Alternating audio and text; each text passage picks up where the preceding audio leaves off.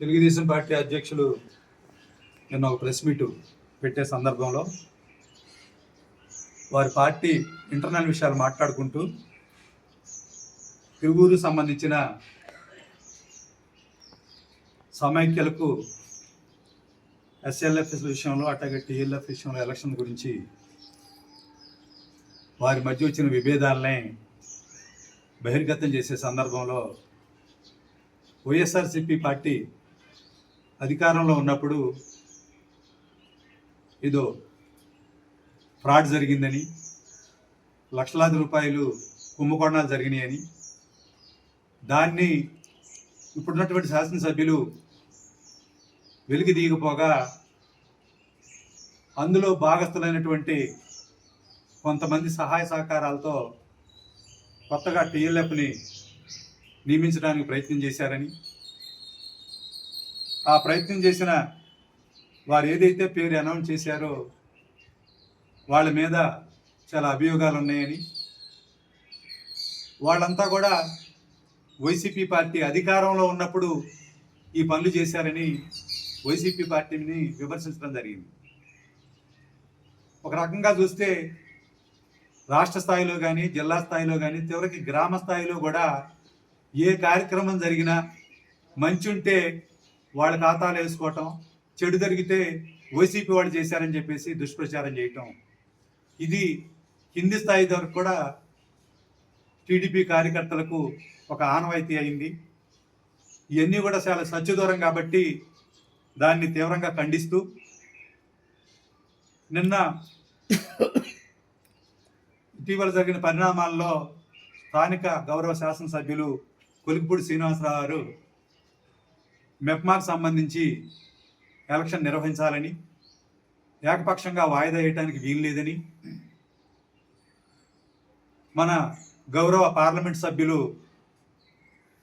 వేరే వ్యక్తిని సూచిస్తున్నారని, ఆ వ్యక్తి లోగడ పేకాట్ శిబిరాలు నిర్వహించారని ఆయన అభియోగం చేశారు. సాక్షాత్తు తిరువూరు నియోజకవర్గ ఎమ్మెల్యే అయినటువంటి కొలికిపూడి శ్రీనివాసరావు గారు చేసిన అభియోగాల మీద నిజ నిజాలు తేల్చాల్సిన పోయి దానికి కౌంటర్గా మరి ఏదేదో మాట్లాడుతూ దాన్ని ఇతర పార్టీలు అనేటువంటి మా మీద రుద్దటం అనేది చాలా హేయమైన చర్యగా మేము భావిస్తూ ఉన్నాం. కొలికిపూడి శ్రీనివాసరావు గారు వారు ఏదైతే అభ్యర్థిని సపోర్ట్ చేశారో ఆ అభ్యర్థి జనసేనకు సంబంధించిన అభ్యర్థిని, జనసేన కూటమిలో భాగంగా వారు ఇస్తామని మాటిచ్చారని వారు పత్రికాముఖంగా తెలియజేయటం జరిగింది. ఆ వ్యక్తిని పట్టుకొని వాళ్ళ వైసీపీ అని చెప్పేసి ఈ శ్రీనివాసరావు గారు ముద్రేస్తూ ఉన్నారు. ఇక్కడ మనం ఒక విషయం గమనించాలి. 33 ఎస్ఎల్ఎఫ్లు ఉన్నాయి తిరువూరులో.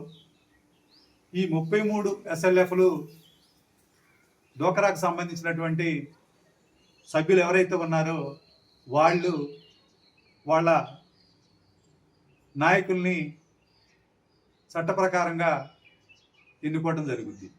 దరిమిల వాళ్ళంతా కలిసి టీఎల్ఎఫ్ని ఎన్నుకోవడం జరుగుద్ది. రూల్స్ ప్రకారం జరుగుతున్నాయా లేదా అనేది ఆఫీసర్లు చూసుకుంటారు. అవి ఏమన్నా లోటుపాట్లు ఉంటే దానికి బాధ్యత వహించాల్సింది కూడా సంబంధిత అధికారులే. 15 సంవత్సరాల నుంచి కొంతమంది కంటిన్యూ అవుతున్నారని నిన్న శ్రీనివాసరావు చెప్తారు. మరి 10 సంవత్సరాలు 15 సంవత్సరాలు అంటే పోయిన టీడీపీ గవర్నమెంటు, మధ్యలో వైసీపీ గవర్నమెంటు, మళ్ళీ ఇప్పుడు టీడీపీ గవర్నమెంట్. మేము అదే చెప్తా ఉన్నాం. వైసీపీ పార్టీ అధికారంలో ఉన్నప్పుడు ఏ రకమైన దందాలు కానీ, ఎవరి మీద పెత్తనం చేయటం కానీ, అధికారులకు స్వేచ్ఛ ఇచ్చి ఏదైతే చట్ట ప్రకారం జరగాలో ఆ ప్రకారమే కార్యక్రమాలన్నీ సాఫీగా నడిచిపోయినాయి. ఆ సమైక్యతకు సంబంధించి ఏ విధమైన గొడవలు ఏదైనా వస్తే అది దానికి సంబంధించినటువంటి పీడీ కానీ, సిఎంఎం కానీ చూసుకుంటారు. అట్లాంటి ఏమీ లేకుండా సాఫీగా జరిగిపోయిన దరిమిల ఇటీవల టీడీపీ ప్రభుత్వం అధికారంలోకి వచ్చిన తర్వాత అవకతవకలు జరిగినాయి, కొంతమంది దీనికి బాధ్యులు అనేది బహిర్గతం చేస్తా ఉన్నారు. మీ గవర్నమెంటే కదా, ఏమంటుంది? ఎవరైతే తప్పులు చేశారో వాళ్ళ మీద ఎంక్వైరీ నడిపిస్తారు, కేసులు పెడతారు. అవన్నీ కూడా మీరు చూసుకోవాల్సిన బాధ్యత ఇప్పుడున్నటువంటి అధికార పార్టీ మీద ఉంటుంది.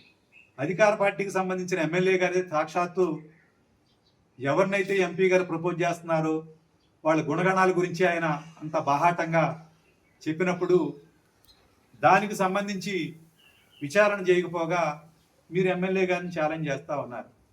ఇందులో కొన్ని తప్పులు ఉన్నాయి, నిరూపించండి, అవి మీరే ఎంక్వైరీ చేయండి అని. మాకు సంబంధం లేని విషయం అది మీరు తెలుసుకోండి. కానీ ఇక్కడ వైసీపీ మీద బురద జల్లటం అనేది మేము తీవ్రంగా ఖండిస్తూ ఉన్నాం. కాబట్టి ఫ్యూచర్లో ఎప్పుడైనా సరే ఇట్లా మీకు గొడవలు వచ్చినప్పుడు మీరు తేల్చుకోండి తప్ప వైసీపీ మీద బురద చల్లద్దని మీకు